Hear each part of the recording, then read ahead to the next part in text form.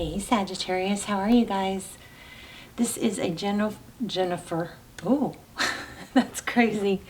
This is a general reading for the sign of Sagittarius, Sun, Moon, Rising, or Venus. So it is not a personal reading. It's very general. Will not resonate for everyone. Please just take what resonates and leave the rest, okay?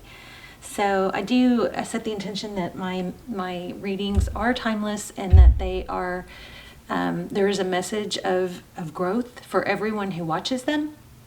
So, and they find you at the right time. So, just keep that in mind, but you have to use discernment for, the message, of course, because it's general. Don't know why I got off on that also, or the Jennifer thing. So Jennifer, if you're watching, hello. Let me know that it was for you or something. I don't know. Anyway, Page of Swords. Here's what it looks like. This is pre-shuffle. We're going to lay out a spread. But it looks like somebody's watching you. Somebody's watching, trying to learn. Either you are, or roles could be reversed. But it looks like it has to do with somebody who left, came in quick, and then left. Or somebody that came back and you pulled away from. Somebody's watching. Okay? Learning.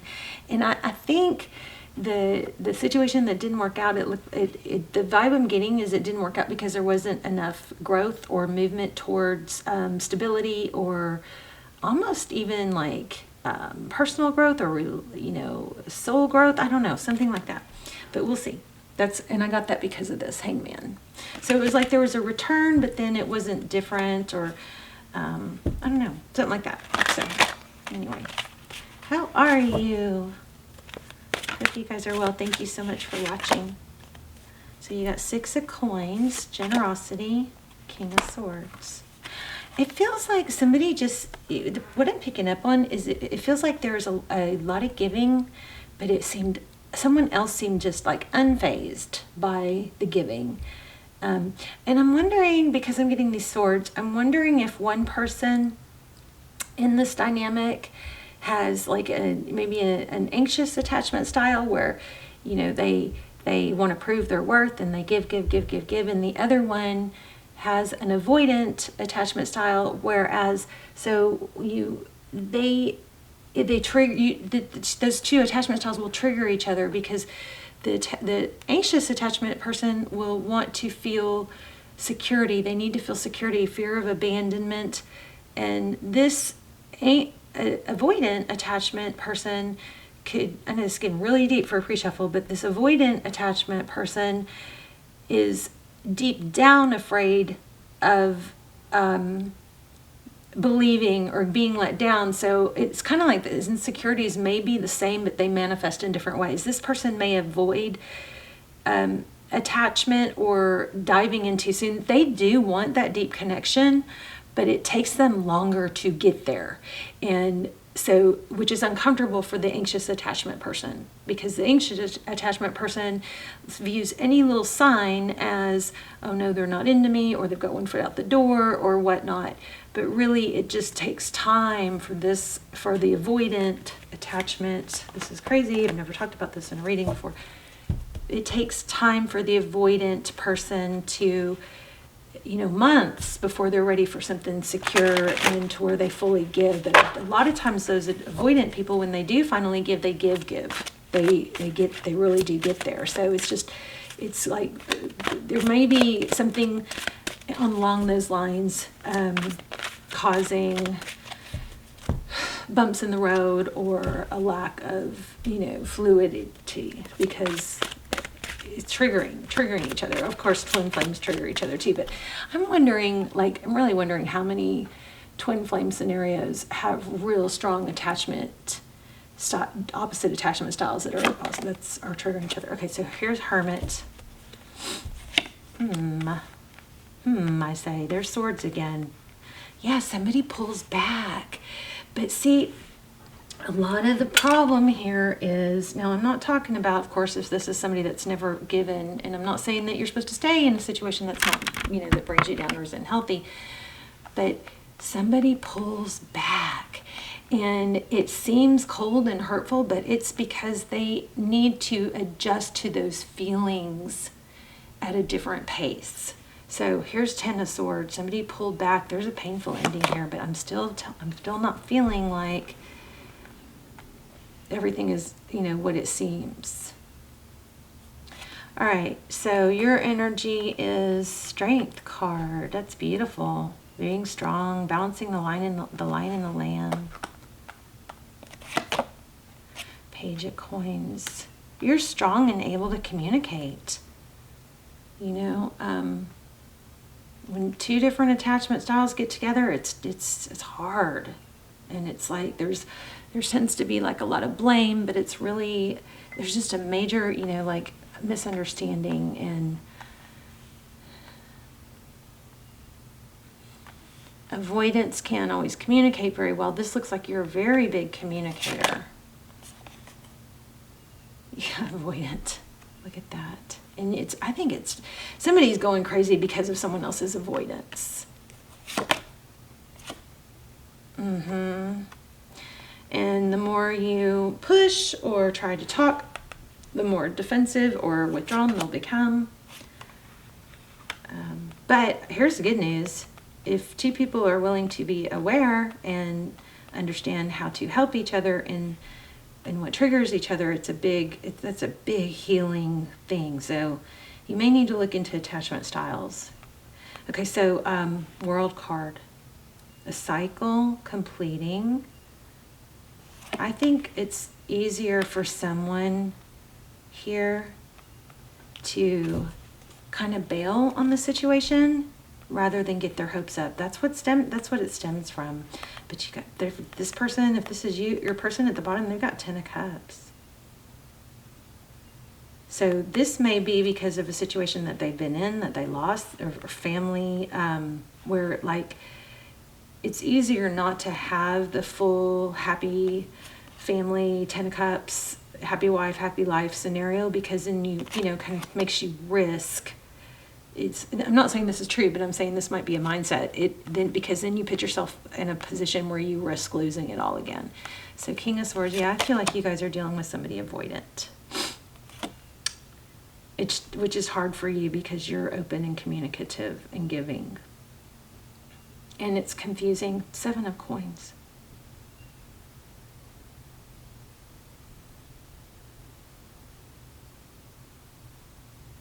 Interesting. So in the past, it looks like there's this is a very clear reading. It looks like there's an element of somebody waiting patiently, which is probably taking you way out of your comfort zone, because that's not really typically, you know, Sagittarius. But King of Swords, somebody that there's like, it's like, you know what I just got? It's like, why can you be so successful and so deliberate and so normal with everything else in your life, but then when it comes to me, I get, you know, it's kind of like the short end of the stick type feel. But look at what's up next. Palace of Coins, 10 of, oh my gosh, this is moving forward. 9 of Swords. Look at this card. 4 Cups. So Sagittarius, I think there's a strong need to just, you know, be patient, focus on your other stuff. If you can't deal with this type of attachment, just be aware that it's an attachment issue. Sometimes what I find is that when people figure out what the issue is, and it's not that they're being discarded, or it may show up as being discarded, that may not be good enough for you, but whether it is or it isn't, whether you can deal or not deal, just knowing and understanding takes away a lot of the pain and discord and upset about it. So this is this 9 of Swords is like almost a painful ending, but no, it's not. This is not over. In fact, it looks like it could progress. Now, of course, you never put yourself in a position to wait or be sad and lonely waiting for someone. You always work on your pentacles and your other areas of your life. The entire, like the trick to dealing with it and getting over it or moving past it, or, you know, just being able to handle it, is always taking that upset and that energy and putting it back into yourself. Finding those things that give you joy out, and internally. It's like there's for an anxious attachment, the name Jennifer just came back to me. So, and I don't know a Jennifer, so just FYI for somebody that might be relevant. But the thing with it, I don't know a whole lot about attachment styles, so this is kind of strange that this is coming out, but for an anxious attachment person, it's painful because they feel discarded or whatever. But the problem is that like an ancient attachment person could, not everyone, depends on the severity, but could define their self-worth depending on what that other person thinks of them at the moment. So if things are going well and they're texting you constantly, this is just an example, then that person you'll feel happy and satisfied at that moment. But then even later in that day, if you hadn't heard from them, then the mind can play games and go to things like, oh, now they're mad at me, or oh, I said the wrong thing, or oh, I text too much, or it's kind of like how I feel about myself depends on how you feel about me at that moment. And that being aware of that will help you realize that it is not something you can put on someone else. So that just makes you, and it comes from parenting and childhood stuff, but it makes you realize that you're seeking your happiness and your validation outside of yourself.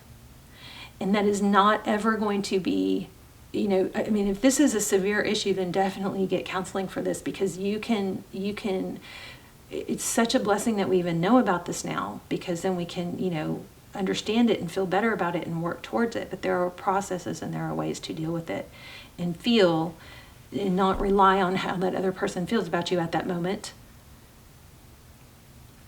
to determine how you feel about you. Okay, we got to work on you feeling about you a certain way that doesn't depend on that other person. And a lot of times that stems from not having enough going on in your own life or being sidetracked from it. So if this is probably just for very few people, but if this is resonating with you, then when you have time, don't let it take away from your work and your other stuff, but look into that, see if it resonates, maybe get some help with that.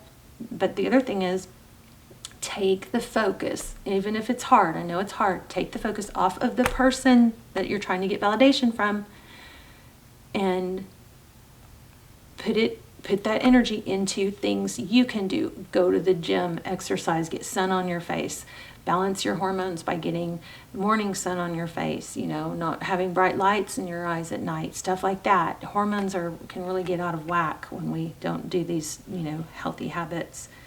But this does look like there needs to be, or there is, or there will be, once you do it, forward motion big time in an overall happiness. But this Chariot looks like you've got the wind beneath your sails now, but you might have to just really go for it and put some energy to it. But this has a definite beautiful outcome. Possibility, people can get off track. And literally we can take the wrong path if we can stick to it, or we can always course correct and go back to the path that we're supposed to be on. And I promise you, your path is not supposed to be where you rely on someone else for happiness. Okay, your path is never supposed to be that. It's never supposed to be, I can't be happy without this person. That's not your fault. It is an anxious attachment style, and I have experienced it, and it's not good. Look, I can release my need to control. This is so powerful. And oh my gosh, so powerful. I accept responsibility for my own well-being. How about that? Let me read that one, because that kind of goes back to this. It will feel your mind may trick you into thinking, I'm no good, because it's basically you didn't get fed and supported in some area as a child. And it doesn't mean your parents were bad, but there's something that didn't, somehow, somewhere, you developed something, if this applies, something that made you think that you were only good if you had outside validation, and that you haven't gotten past that yet. So that just is something that can be worked on. But let's see what this says. It says, It's so easy to give, oh my gosh, this is so exactly what this reading said. So surrender, I can release the need to control and blame.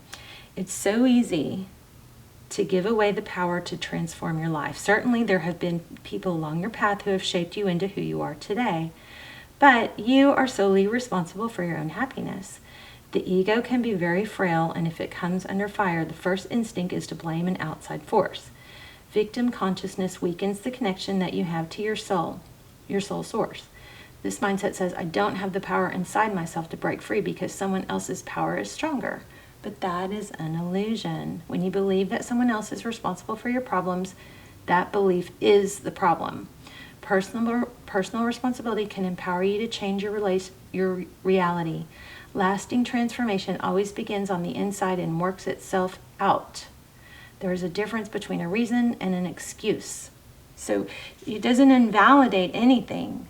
It just says it doesn't matter. It says, yes, it can be those things. You can have, they're reasons, but they're not, the reasons and excuses are different, okay? So a reason is valid and unavoidable. An excuse is an attempt to shift blame.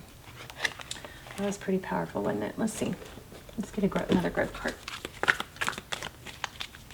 This is kind of crazy. I've never had a reading like this.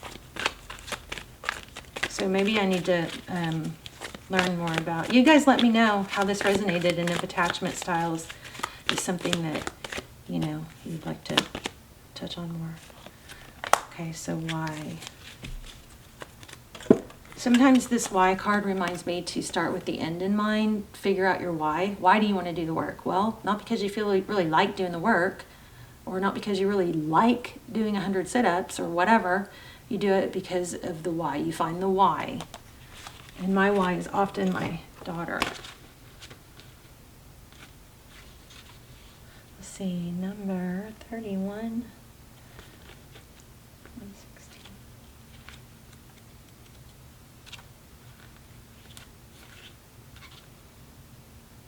Okay, so motives, driving, intention, the power of knowing why.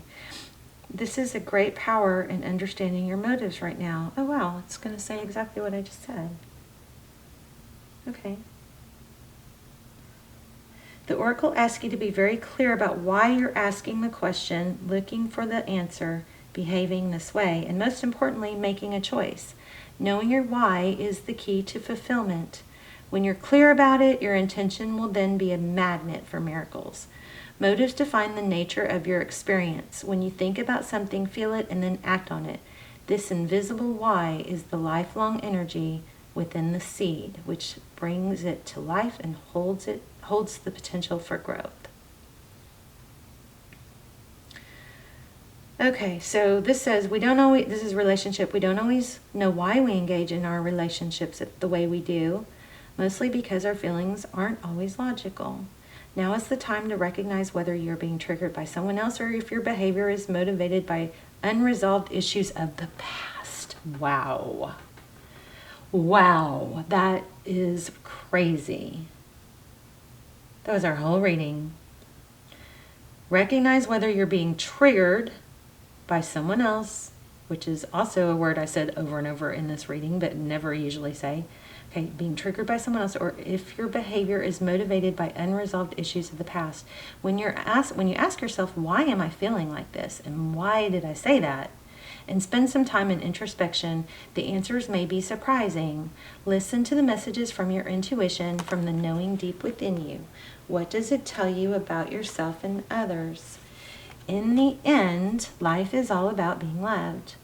Miracles and deep understanding of your needs and how to get them met are the buried treasures of the why. Uncover them by posing the most powerful question you can ask yourself and your partner today, which is why.